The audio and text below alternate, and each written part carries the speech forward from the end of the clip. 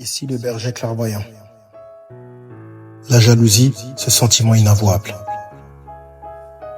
Frère, tu penses que l'ascension te vaudra l'amour? Mais chaque marche gravie déclenche un silence autour de toi. Tu t'améliores, tu deviens plus rare, plus net, plus charismatique, et ceux qui riaient avec toi se figent. Tu leur fais peur. Tu leur montres ce qu'ils auraient pu devenir s'ils avaient brûlé au lieu de douter. Tu n'as rien volé. Tu n'as pas triché. Tu as juste mis du feu dans ton verbe. Tu as compris. Et parce que tu as compris, ils veulent que tu redescendes. Ils ne veulent pas ton feu, ils veulent que tu l'éteignes. Ce n'est pas toi qu'ils haïssent, c'est le miroir. L'homme qui ne supporte pas ton feu ne veut pas te voir, il veut t'effacer. Pas parce que tu es mauvais, mais parce que tu es meilleur. Ils se disent, il est trop visible, il joue un rôle, il a dû coucher pour ça, c'est louche, etc., etc. Ils projettent sur toi leur impuissance, et au lieu d'apprendre à briller, ils veulent éteindre ce qui les aveugle. La jalousie est une peur mal formulée, une douleur sourde, celle de l'homme qui n'a pas osé. Et au fond, il brûle, pas de haine, mais d'admiration honteuse. Je vais te donner une anecdote. Antonio Salieri était compositeur royal. Il régnait à Vienne, honoré, adulé, jusqu'à ce que Mozart apparaisse. Mozart, le feu vivant. Mozart, l'insolence du génie. Mozart, la liberté incarnée. Salieri l'a vu, il a reconnu ce feu, et ce feu l'a détruit.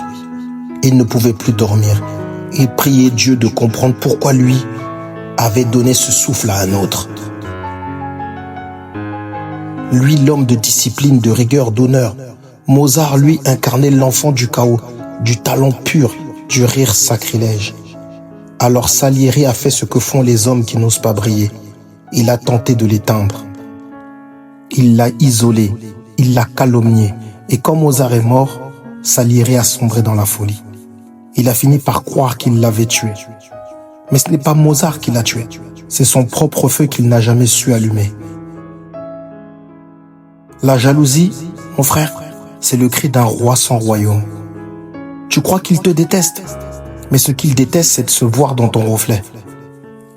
Ils ne veulent pas ta vie, ils veulent ton aura, sans payer le prix. Ils t'envient ton calme, ta rareté, ton feu contenu. Mais ils refusent le sacrifice qu'il a forgé. Tu as étudié pendant qu'il faisait la fête. Tu t'es tu pendant qu'il critiquait. Tu as observé pendant qu'il cherchait à plaire. Et maintenant que tu es devenu un phénomène, il voudrait que tu redeviennes un homme. Mais toi, t'es déjà passé de l'autre côté. La jalousie n'est pas un crime, c'est une direction. Ce n'est pas lui que tu es. C'est toi que tu n'as pas encore reconstruit. Mais c'est possible. Tu peux rallumer le feu, pas en l'imitant, en comprenant. Reviens dans l'arène, forme-toi, observe, incarne, silence, discipline, rareté, présence.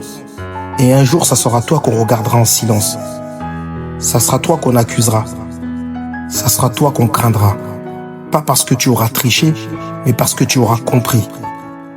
Alors rejoins l'école du feu et deviens celui qu'on ne peut plus ignorer. Ici le berger clairvoyant.